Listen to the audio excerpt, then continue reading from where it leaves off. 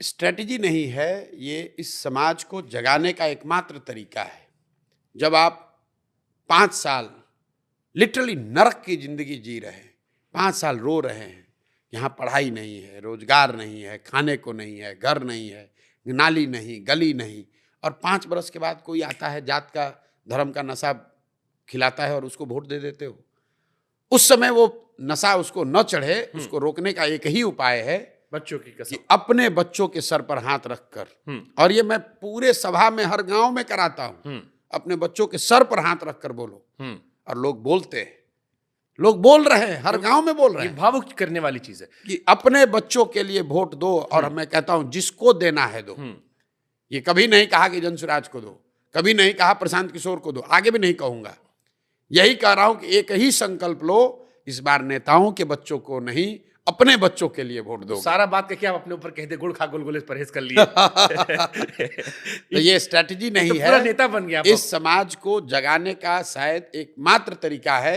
अच्छी बात है, क्योंकि आप देखिए, हम लोग यहाँ सबसे बड़ा व्रत क्या है? छठ। छठ का व्रत लोग क्यों करते हैं? अपने बच्चों के लिए करते हैं।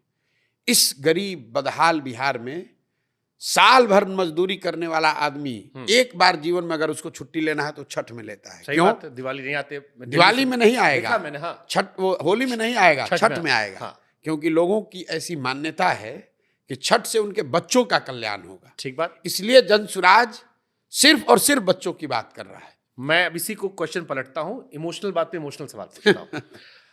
आपने, प्रशांत किशोर जी कहते हैं अपने बच्चों के सर पे हाथ रख कसम खाओ। कसम नहीं खाओ, मतलब उनको देखो, अपने बच्चों के चेहरा को देखो और उसके आधार पर। अभी आपने एक बार कभी नहीं, कसम खा के मैं दूसरी चीज पूछता हूं। चल, हम सवाल अलग है।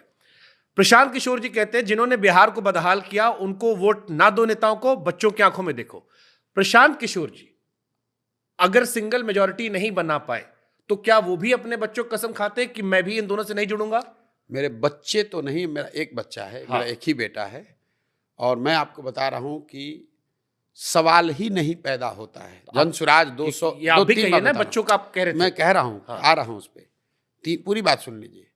जनसुराज 243 सीट लड़ेगा, 242 नहीं। तो कोई अलायंस किसी भी तरह का सवाल ही नहीं पैदा होता है।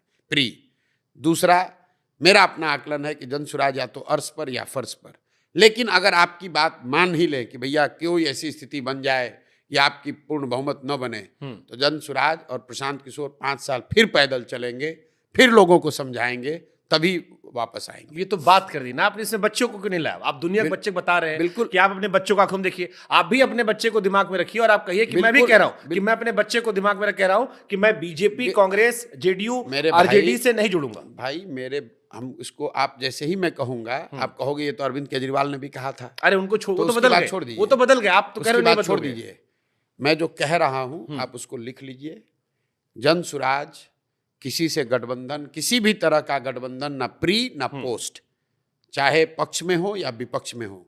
मैं कह रहा हूं अगर हमको 0 सीट आएगा तो प्रशांत किशोर 5 साल और चलने को तैयार हैं, लेकिन बिहार को बदले बगैर मानेंगे नहीं। चाहे हमको 5 साल चलना पड़े कि 2 साल चलना पड़े, बदले बगैर मानेंगे नहीं। अब ठीक है, अब जनता का एक और सवाल। आपकी सरकार बन गई, अब आपने कहा कि बिहार का बच्चा पलायन कर रहा है। आज बिहार की जो मैं बड़ी समस्या देखता हूं, लड़का पलायन करना पड़ता, छोटे छोटे पैसों के लिए दिल्ली में काम कर रहा है, स्वास्थ्य सुविधाएं बड़ी बदहाल है, स्कूल कॉलेजेस उस हिसाब से नहीं है, सब कुछ बदहाल है। हाँ, मतलब एक होता है कि प्रदेश में बदहाली है, बिहार में बदहाली में प्रदेश चल रहा है जी।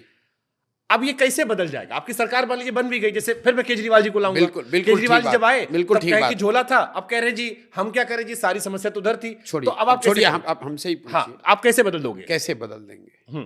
तो पहली बात की जो भी बदलने का रास्ता है, जो भी वादे हैं, जो भी आगे का प्रोग्राम है, जैसे मैंने आपको बताया कि इसका पूरा ब्लूप्रिंट जारी करेंगे। ये नहीं बताएंगे सिर्फ कि कहेंगे कि नौकरी दे देंगे, ये बताएंगे कि नौकरी कैसे देंगे, पलायन कैसे रोकेंगे। तो जो सबसे बड़ी समस्या है पलायन, मैं उसका एक आंसर देता हूँ, क्योंकि अगर 200 बात पर बोलेंगे 2 घंटा लगेगा। हाँ, सही बात है। लोगों को लगता है पलायन कैसे रोक दीजिएगा बिहार में। सही बात है, मैं आपको बता रहा हूँ कैसे रोक देंगे। कैसे?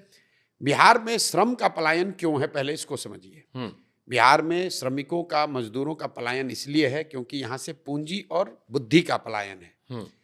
बिहार से आपको, आप पत्रकार हैं, आरबीआई का आंकड़ा निकालिए, पिछले 30-32 सालों में 1990 के बाद बिहार के बैंकों ने 26 लाख करोड़ रुपया यहां से पूंजी दूसरे जगह ट्रांसफर कर दिया। आरबीआई एक आंकड़ा जारी करता है सीडी रेशियो। देश भर में सीडी रेशियो 70-75% होता है, मतलब जितना पैसा आप बैंक में रखते हैं 70-75% पैसा बैंक लोन के तौर पर आपको देता है, समाज को देता है, ताकि आप घर बना सकें, गाड़ी खरीद सकें, रोजी रोजगार कर सकें। बिहार में सीडी रेशियो है एवरेज 40%। लालू जी के जमाने में 18% था, अभी नीतीश की सरकार में 40% है। इसका परिणाम क्या हो रहा है? पिछले वित्तीय वर्ष में बैंकों ने यहाँ से 2,60,000 करोड़ रुपया दूसरे राज्यों में ट्रांसफर किया है। ये पैसा जा कहाँ रहा है? ये पैसा जा रहा है गुजरात, कर्नाटक, केरल, तमिलनाडु, आंध्र प्रदेश, तेलंगाना। वहाँ पर सीडी रेशियो कितना है? 90, 95, 100, 105। अब इसका असर क्या होता है? मान लीजिए कि अगर आपको लोन न मिले तो आप गाड़ी खरीद पाएंगे? अगर आपको लोन न मिले तो क्या आप अपना बिजनेस कर पाएंगे? अगर बिहार के लोगों को नोएडा में घर खरीदना है, उसको लोन नोएडा में मिल जाएगा, लेकिन बिहार के आदमी को पटना में घर बनाना है, बैंक वाला लोन नहीं देगा। तो जो पूंजी की उपलब्धता है वो सबसे जरूरी है। तो जो हम लोग बना रहे हैं कि 15 साल से कम उम्र के बच्चे को इतनी अच्छी शिक्षा दो कि वो व्यवस्था और राज्य पर बोझ ना बने। 15 साल से 45-50 साल के लोगों को, जिनको फिर से पढ़ाया नहीं जा सकता है, उनको आप पूंजी उपलब्ध कराओ ताकि वो रोजी रोजगार कर सके। जैसे इसके लिए सर फंड आना होगा। नहीं, फंड तो आपको बता रहे हैं, कॉलेज के फंड बजट से नहीं आना है। अगर यहाँ के बैंक, हमको बाहर से पैसा नहीं चाहिए, जो आएगा वो बात का देखा है। बिहार की गरीब जनता ने पिछले फाइनेंशियल ईयर में 4,61,000 करोड़ रुपया बिहार के बैंकों में जमा किया। और अगर देश का औसत सीडी रेशियो आप देखेंगे तो बिहार में लोगों को 2,80,000 करोड़ रुपया लोन मिलना चाहिए था। लोन मिला 1,60,000 करोड़। तो हम लोग का तो 1,20,000 करोड़ रुपया ऐसे ही चला गया। बिहार का पूरा बजट है 2,40,000 करोड़। आप बजट की चर्चा कर रहे हैं, और 2,60,000 करोड़ रुपए जो हम लोग के बचत का पैसा है, जिससे